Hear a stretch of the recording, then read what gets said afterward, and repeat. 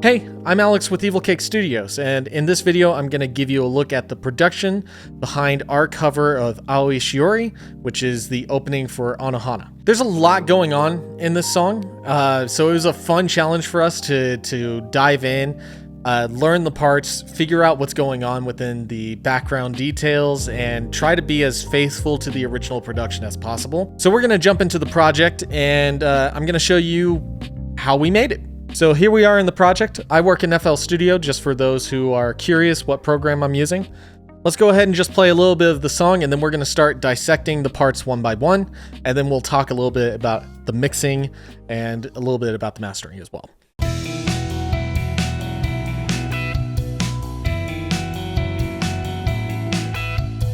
Filling these pages with emotion, the emotions I feel when I'm with you. So let's start by talking about the drums played by our man Gabe. So for the drums, we recorded a live set using a series of Shure mics going into the Focusrite Scarlett 18920. We had 7 mics on this set. We had 1 for the kick, 2 for the snare, 1 on top and 1 on bottom. We had 1 for the high tom, 1 for the low tom, and then a pair of Sterling condensers for the overheads. Now I'm going to go ahead and turn off the effects of the drums and then turn them back on so you can hear the difference between the sound that we got just plain recording and then the sound we have after our mixing.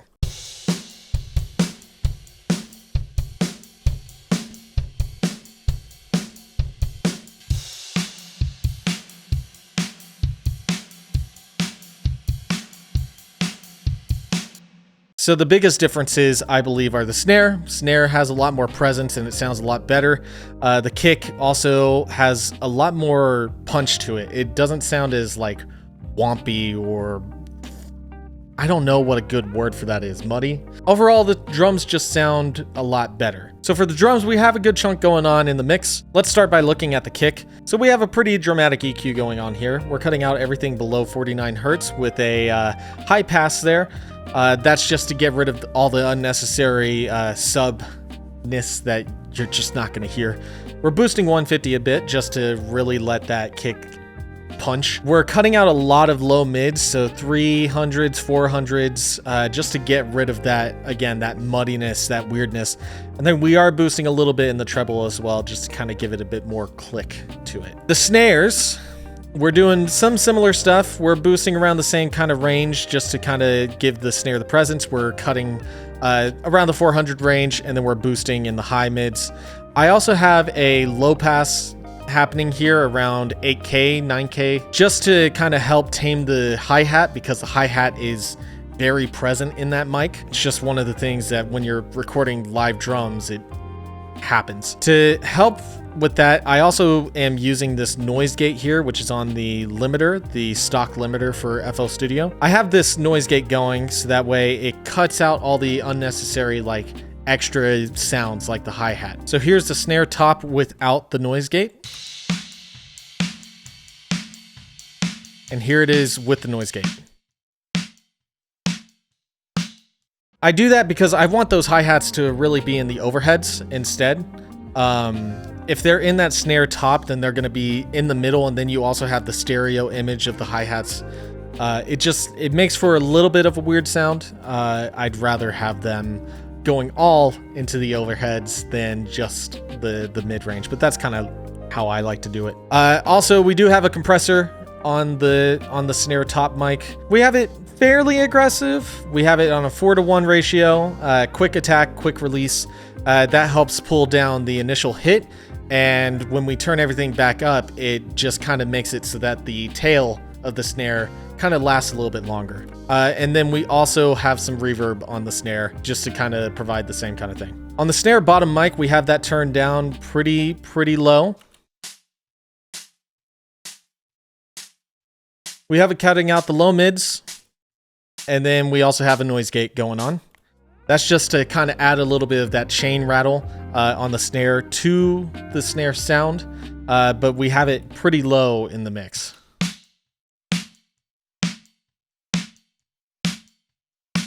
but it helps brighten up that snare for sure.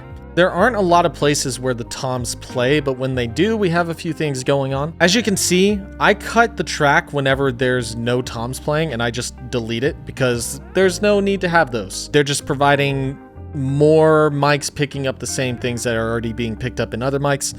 So since the toms aren't playing, we just go ahead and get rid of all the sound except for when they are playing. And then on the processing side, as you may have guessed, we're cutting out a lot of the low mids again. We're boosting a little bit of the lows and the bass. I think that's happening on both of these, just in different spots. Yep, that's exactly what's going on. So we have that, and then we have noise gates on both of those as well.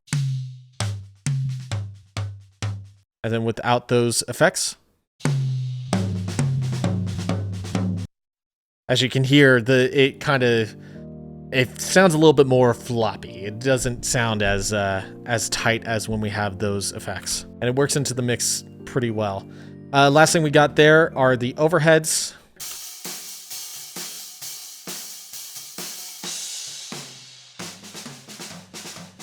These overheads, we are cutting out a lot of the lows and also some of the low mids, focusing more on the mids, high mids, and the treble. Both channels are the same, so they both have EQ and they also have compression. Not much to really talk about there. Overall,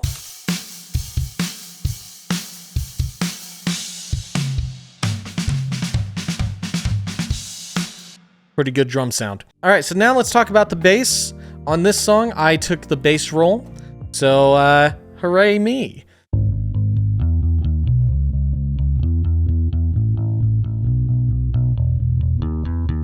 So for the tone, what we have is Guitar Rig 5. We're using the clean bass preset with just a couple of modifications, just to kind of really boost that up, make it feel a little bit more present. We are also lowering some of the low subs around like 60 hertz and boosting around 161. Give it a little bit more presence there. And then we're also throwing it into the U audio compressor. Not much to say there, just a lot of fun. Let's talk about guitars. So on the guitars, we have 3 different guitarists. We have Bryce, who plays the left main rhythm. We have myself playing the right main rhythm, and then we have Jason on acoustic, who's in the middle of the song. Let's just take a listen to how the guitars sound on their own.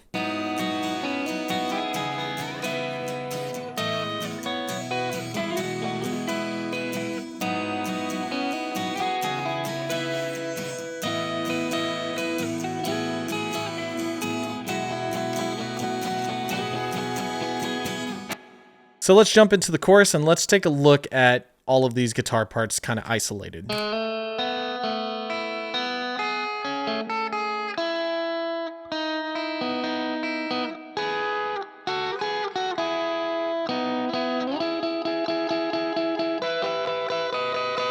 They're pretty fun parts to play. They're really fascinating to learn. This is actually a good place for me to plug our Patreon. Over on Patreon is where you can not only get high quality downloads of both the shortened and full-sized versions of our covers, you can also get the tabs that we write for our covers. So what you hear here is what we've actually written on our tabs. We're pretty confident in how accurate we've gotten them. So if you want those tabs, they're over on Patreon. You can also get the song downloads there too. So on Bryce's guitar, we have Guitar Rig. We have just a very simple chain here. Noise reduction, some compression, and then the Coolplex amp. Just some settings adjusted here and there. I really like the sound of that amp. It's a really nice, clean sound. We have some EQ going on, just dipping out some of the muddiness at 360 hertz. We have some compression also touching the guitar, just kind of helping to boost some of the smaller notes within it. And then we have it going to some reverb as well. So on my guitar, we have a pretty similar chain. Guitar Rig is pretty identical, actually. The difference really comes down to the guitars here. Bryce played a Silver Sky and I played my Les Paul. They both provided a different tone, but like really helped kind of separate those guitars a lot more. I really like the chain, the sound on this, especially with this Coolplex. I use it in like almost every song I do, this Coolplex amp. It's so good. Similar EQ, and then some reverb. So Jason's acoustic is a little bit of a different story. When we recorded, instead of using one mic, we actually used 2. We used the stereo condensers that we use for the overheads on the drums, and we had them positioned to kind of capture a stereo sound of the guitar. I had one in front of the sound hole, kind of pointed towards the 12th fret area, and then I had one more towards the 1st fret, pointed there, and that one was turned up a little bit louder than the other one since it's further away from the source of the sound. But with it, I think it really gives a really nice tone. So here's what it would sound like if it was just mono, meaning one mic. Here's what it sounds like with both mics. Just adds a lot of presence to that guitar. It makes it sound not so wooden, not so recorded. It feels like it's actually there. It's actually something you're listening to with your own ears. That's how I feel about it anyway.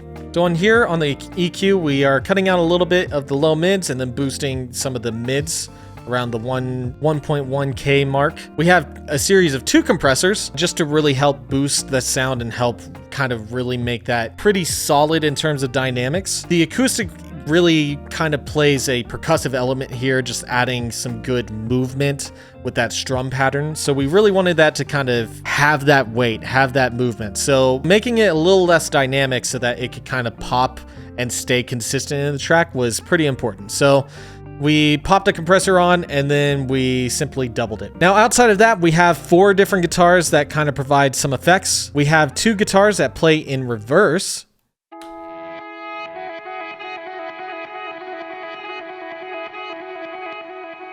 So that's one. Here's the second.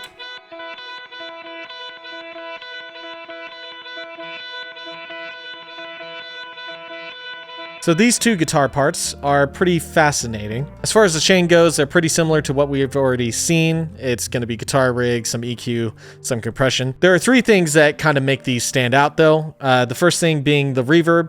We're using Fruity Convolver. Just kind of make some like ethereal reverb going on. We have the delay. It's pretty heavily delayed there. And then, of course, it's reversed. Here's what these guitars sound like not reversed.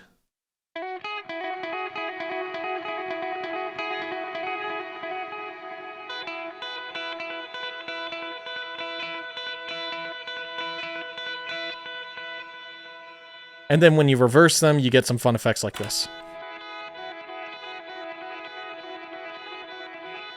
To rise above, you smiled and you laughed. They kind of become like pads in the background, which is really nice. They show up from verse 2 onwards, and they cut out for the pre-chorus and chorus, come back in for the 3rd chorus, and then continue until the outro. Our next little effects guitar is here at the end of the 2nd pre-chorus going into the 2nd chorus. It changes to 6/4 time for just that measure, giving us 2 extra measures. And during those 2 measures, we have 2 pads playing, and we have this guitar playing right here. Just playing a nice high chord there. The last guitar we have is this acoustic here. This one's actually plugged direct in, so it sounds not as good, but that actually works in our favor for what we're using it for. It's just playing a few harmonics, matching what's going on in the bell, and we use that to kind of help make the tonality of the bell. This is actually a great place for us to segue into the 3 synths that we have, the first of which is the bell. So for this bell sound, we actually have 5 different layers going into it. The first layer is that acoustic direct in that we've already shown. The second is this synth. This is Harmer, which is one of the FL Studio synths. We have it playing this bell sound. Let me just play it real quick.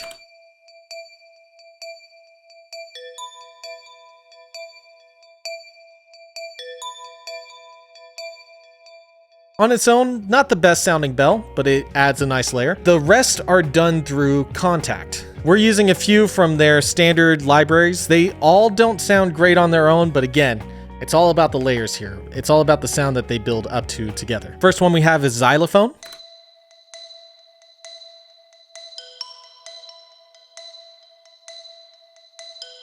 Next we have kalimba.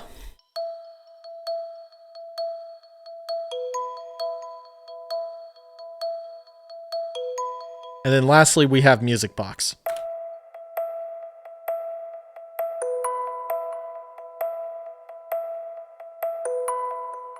Now, when you combine all of these together,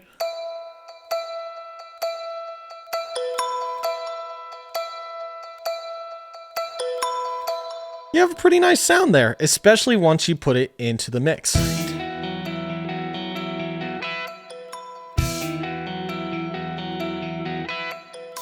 I think it works pretty well. The last two synths are once again in that pre-chorus section, the second pre-chorus where we have the 2 extra measures. They're pretty simple. It's the same vocal pad, just playing 2 different notes.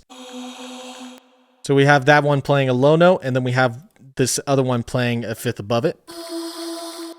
And that's just a vocal pad from a sample pack I picked up a while back. And they just play there for those 2 measures and then fade out by the end of the 3rd measure. Now, let's talk about vocals. We have a few layers going on, so let's jump into a chorus. That way we can kind of showcase all of the layers. First, we have the main vocal, which in this song is provided by myself. Your hand in mine, oh, I finally found it. Embracing the spring air, the wind resounding this time. For the effects chain, we have a few different things going on. So we have this guitar rig. This is purely for the noise reduction plugin. The one I had before broke, so I just use guitar rig for noise reduction now. Second is Auto-Tune Artist. Now this is very lightly touching the vocal, just helping some of those notes kind of get to the middle of the note rather than being kind of far off. It's not too aggressive, it's not doing too much, so we keep the sound pretty natural. On the EQ, we're cutting out some of the higher low mids, so around 467, and then we're high passing everything from above 122. And then we're also dipping just a little bit of the treble. We have a de-esser going as well. This kind of helps tame those S's, makes them not so sharp. Next, we have a compressor. This one we're going a little slower on the attack and release, but I like the sound of it. And then we have this limiter, which I'm using just to add some gain, add some volume. After that, we're going to some reverb and then just a little bit of delay as well. The next things we have are these doubles. So I recorded the same exact part multiple times. And then one of them I pan to the left, one of them I pan to the right. Your hand in mine, oh, I finally found it. Embracing the spring air, the wind resounding. And these have a little bit more mistakes in them. I wasn't as meticulous with recording these as I was with the main vocal that sits on top, but that's because I wanted them to kind of have those differences. It's those differences that when you have all 3 going, give this wider stereo image, make it feel more full. Here is that part without the doubles. Your hand in mine, oh, I finally found it. Here it is with doubles. Your hand in mine, oh, I finally found it. Embracing the spring air, the wind resounding this time. It's a subtle effect, but it really helps just kind of make those vocals sit a little bit better, make them feel more full. We also have this high harmony here. Your hand in mine, oh, I finally found it. Embracing the spring air, the wind resounding this time. Is ours to write, and I'll detail each moment, so don't go. And then we also have this lower harmony coming in here. And tell me it will fade away, 'cause I know it. What's fun is that that's just one note. It's just me on the same note. And tell me it will fade away, 'cause I know it. On its own, it sounds so dumb. Sounds so weird. But those kind of harmonies often really make a difference in this kind of vocal stack. And tell me it will fade away, 'cause I know it. And then the last piece we have, we're actually going to move to a different section. That way you can hear it a little bit better. The last piece we have is that female vocal, which is actually sang by Bryce. We had him singing falsetto, and then afterwards we used Little Altar Boy, which is a pitch shifter. We didn't actually shift the pitch at all. It's staying where it is, but we did change the format, which is kind of like the throat size, to make it sound a little bit more feminine. Turn the page and I start on a new line. It's not a big effect. It doesn't really do too much, but it just kind of helps make it sit a little bit better and make it sound a bit more feminine. So with that about does it for the production.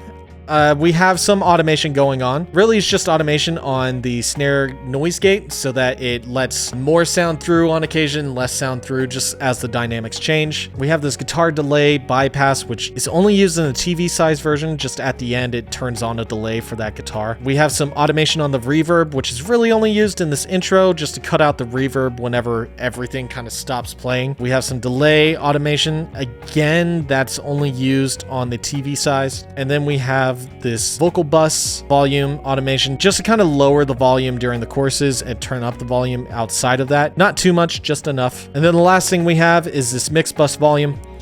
This is just to turn down the volume of everything at the end of the song, so that way it kind of fades out nice and clean. Now, there are a few more things I want to talk about. Over here, we have two different buses. We have the instrumental bus and the vocal bus. What we're using that for is to kind of affect all the vocals and affect all the instruments at the same time, just all within one channel. Specifically, we're side chaining the vocals to the instrumental bus, which means it's sending the audio but not playing it. So you're not hearing the audio come from that channel, but it's receiving that data. We're doing that so that we can use this plugin, which is Track Spacer. Track Spacer will take a look at the sidechain, just the information coming from the vocals, and whenever they're playing within this range, it will subtly lower the frequencies of the instrument within that range. And you can see that working here. Whenever we hit play, you'll see two lines. You'll see this white line and you'll see a blue line. Whenever the blue line plays, it's the vocal line. And whenever that plays, you'll see this white line dipping down to kind of counteract it. Turn the page and I start on a new line. It's very subtle, but it helps the vocals just sit on top a little bit more. If I were to turn this up, you would hear the effect a lot more. Turn the page and I start on a new line. But that's not the effect we're going for. We want it to be very subtle. On the mix bus, we have some subtle EQ going on, just dipping out some more low mids and just boosting a little bit of the higher frequencies. We have this plugin, Fresh Air. I'm using this as a subtle touch on the mix bus just to add a little bit more sparkly, bright top end. And then we have this compressor that's off, and we also have Ozone. Ozone is a mastering plugin suite that whenever I'm not getting my songs professionally mastered, I'll often use Ozone because it's quick. I like the results. It works pretty well. But for most of my songs, I like to actually have them professionally mastered. Just because having someone who wasn't there for the hours of production and recording to lend an ear, and also someone who's developed their ear that way to hear the nuances of a track can help bring to light some issues you weren't aware of. And luckily, I've got a good friend at Boho Digitalia Studios who's really good at mastering. So me and him work together to master this song, and we're going to be working to master all of the covers that we do as well. So I'm really excited to bring his ear into this because it made a really nice difference. So that about does it for the production breakdown for this song. Hope you guys enjoyed it, got something out of it. I really just made this because I felt like talking about this, and I'm just fascinated. I'm fascinated by these songs. I love doing these covers. These songs have a lot of lessons about like songwriting and production in general. So for other audio engineers, other songwriters, it's like a chance for me to help spread those lessons to them, and maybe they can get something out of it. Again, if you would like to help support the channel and get your hands on the tabs as well as the high quality downloads of our covers, you can do so at Patreon. It's the first link in our description. And then you can also take a listen to the full cover and see our stupid music video here. There they are. See? They're right there. I'm patting them. Thank you again so much for watching. Have a fantastic day, and we'll see you on the next cover. Deuces.